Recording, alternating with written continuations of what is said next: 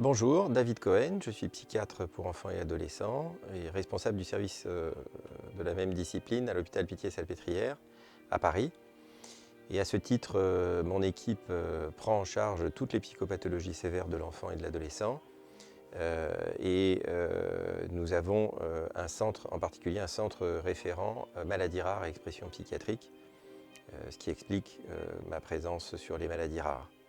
Et par ailleurs, il y a aussi une unité parentalité qui s'intéresse aux difficultés de la parentalité. Et dans nos thématiques de recherche, donc nous collaborons avec un certain nombre d'équipes de biologie de la reproduction, mais aussi d'obstétriciens et de psychopathologues sur toutes les questions contemporaines concernant la parentalité.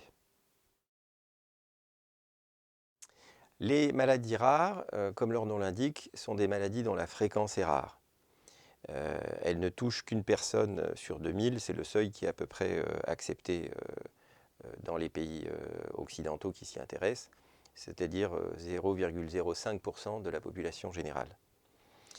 Donc pour une maladie donnée, on aura au maximum 30 000 malades en France, puisqu'on a une population d'environ 60 millions d'habitants. En même temps, il y en a beaucoup des maladies rares, donc potentiellement, ça représente beaucoup de patients, puisqu'on considère aujourd'hui qu'on a à peu près 7000 maladies rares. Sachant que le compte dépend aussi beaucoup des découvertes et des définitions que l'on peut faire.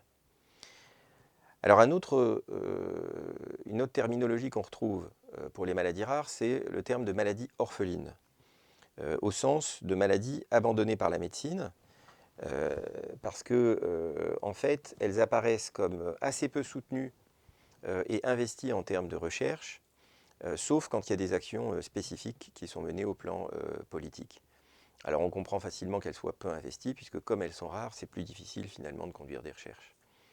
Alors dans la plupart des pays occidentaux, et en France en particulier, il y a des plans maladies rares qui permettent justement de soutenir une filière de soins et de recherche les concernant.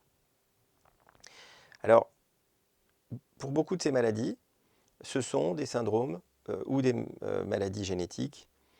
Et c'est la gravité finalement qui va induire ou impliquer un certain nombre de questions qui vont se poser pour ce qui concerne le désir d'enfant. Alors il va y avoir des questions qui vont être finalement du côté des médecins, en particulier autour du conseil génétique, à la parentalité, alors soit en termes d'information sur le risque de survenue, soit en termes de pronostic médical réel, ou sur les méthodes de prévention, ou encore sur les méthodes d'aide médicale à la procréation. Du côté des parents, ce que l'on va avoir, c'est des questions qui vont renvoyer au concept que j'appelle de conception encadrée. Alors encadrée par le poids de la famille, par le poids du social, par le poids du médical, mais encadrée aussi au niveau de l'intimité des futurs parents eux-mêmes, du poids de ce qui va être réactualisé par le diagnostic de maladie rare ou de risque de maladie rare. Alors avant d'essayer de commenter cette question, parce qu'il n'y a pas de réponse simple aux enjeux et aux impasses dans le désir d'enfant en cas de maladie rare, je voudrais rappeler les conditions d'une bonne santé mentale chez l'enfant. C'est d'abord un équipement personnel non altéré et une réponse à ses besoins fondamentaux. Et pour les parents, dans la plupart des cas de maladies rares, on est dans un contexte de maladie génétique qui va impacter le capital, si je puis dire, personnel du bébé à la naissance. Alors il n'y a pas de réponse simple, mais à mon avis, pour explorer cette problématique, il faut tenir compte de trois grands axes différents. Le premier, c'est celui que j'appelle la réalité rationnelle. Dans cette réalité rationnelle, elle est plutôt du côté des docteurs, mais pas seulement, en tout cas des sachants. Parce qu'un parent peut s'informer et du coup devenir sachant. Alors vous aurez tous les modes de transmission que l'on retrouve dans les maladies génétiques, comme les transmissions liées à l'X. Donc là, c'est les garçons qui sont atteints, puisqu'ils n'ont qu'un seul chromosome X, et les femmes qui transmettent la maladie, donc les mères. Vous avez les maladies autosomiques récessives, c'est-à-dire que là, on a deux copies d'un gène habituellement, un qui provient du père, un qui provient de la mère, mais ces copies peuvent être altérées, soit dans un cas, soit dans les deux cas, et pour une maladie autosomique récessive, il faut avoir les deux copies atteintes, ce qui veut dire que les parents ne sont pas malades, et les enfants le sont, et que la probabilité qu'ils le soient est de 1 pour 4. Vous avez les maladies autosomiques dominantes, donc là il suffit d'avoir une copie du gène altérée pour devenir malade, et donc là en règle générale, vous avez une chance sur 2 de transmettre la maladie à votre enfant, mais un seul des parents la transmet. Et en même temps, les maladies autosomiques dominantes, elles ont parfois ce qu'on appelle une pénétrance qui est complète ou incomplète. Quand elle est complète, donc vous avez une chance sur 2 de transmettre la maladie, mais quand elle est incomplète, vous avez moins d'une chance sur 2 de transmettre la maladie parce que l'expression de la maladie n'est pas systématique.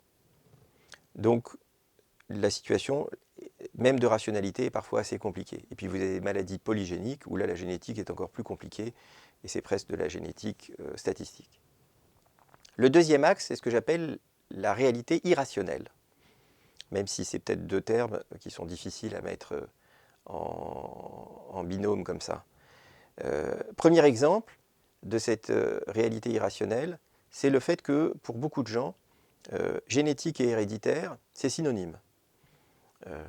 C'est totalement faux puisque la plupart des maladies génétiques qu'on diagnostique sont des maladies de novo, donc qui ne sont pas transmises par les parents, mais qui surviennent par des hasards malheureux au tout début de la constitution de l'embryon. Et les parents ne sont pas porteurs du gène retrouvé anormal chez leur enfant. Et même quand on leur explique qu'ils n'y sont pour rien en termes de transmission, pour eux, c'est héréditaire, ou en tout cas l'héréditaire a y avoir dans l'histoire. Le deuxième élément de cette réalité irrationnelle, ou deuxième exemple, c'est qu'on a plein de questions autour des entités de désir, d'origine et de filiation. Et ça, je pense que c'est lié au fait que dans la manière dont on anticipe, même inconsciemment, son désir d'enfant, on est dans un contexte judéo-chrétien, on va dire socialement orienté dans nos sociétés occidentales. Et du coup, quand survient une maladie génétique, cette espèce de confort, même si on n'y est pas forcément toujours à l'aise dans ce contexte judéo-chrétien, mais en tout cas cette espèce de confort attendu est remise en question par la réalité d'une maladie génétique et du risque de transmission. Et donc ça va poser plein de questions autour des origines et de la filiation. Questions d'ailleurs qui peuvent être reprises par les enfants, on le voit dans les débats contemporains. Et puis le troisième axe, c'est la question de la culpabilité et des vicissitudes de son expression. Culpabilité qu'il faut différencier de la question de la responsabilité, puisqu'on peut se sentir coupable même si on n'est pas responsable.